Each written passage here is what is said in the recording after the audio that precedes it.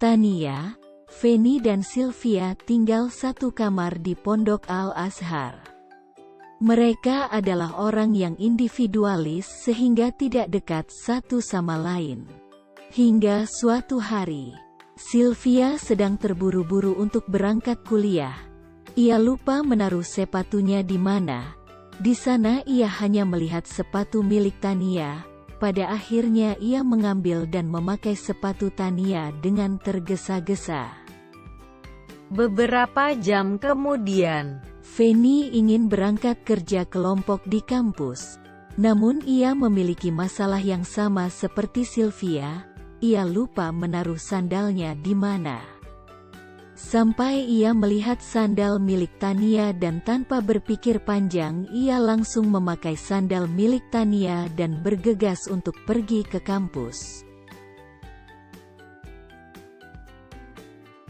Beberapa jam kemudian, tiba waktunya mengaji.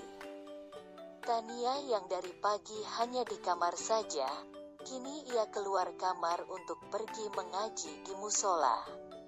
Ketika ia ingin mencari sandalnya, ia tidak menemukan. Sampai pada akhirnya ia melihat sandal Feni tepat di bawah kakinya. Karena ia tidak ingin telat mengaji, pada akhirnya ia memakai sandal Feni. Karena pada saat itu Feni dan Sylvia belum pulang dari kampus.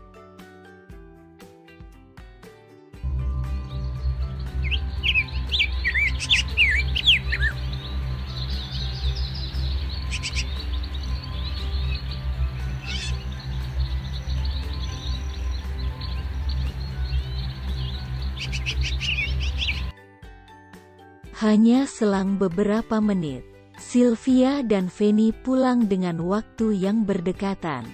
Sylvia pulang lebih dahulu, disusul dengan Feni.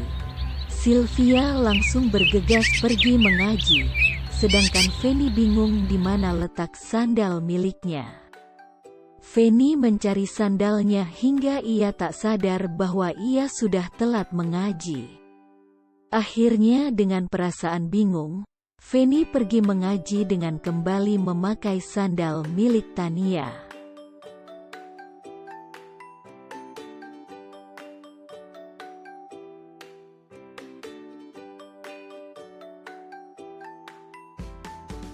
Sampai di musola, Feni ditegur oleh Pak Ustadz Ade, mengapa ia bisa telat mengaji.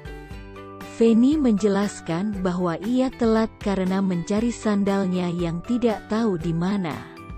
Lalu Pak Ustadz menanyakan, sandal siapa yang Feni pakai untuk pergi ke musola. Feni menjawab ia memakai sandal milik Tania. Di saat itu juga, Tania mendengar apa yang Feni katakan.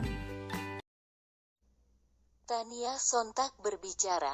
Pantas saja sandalku tidak ada, sepatuku juga tidak ada, ternyata kamu yang memakainya.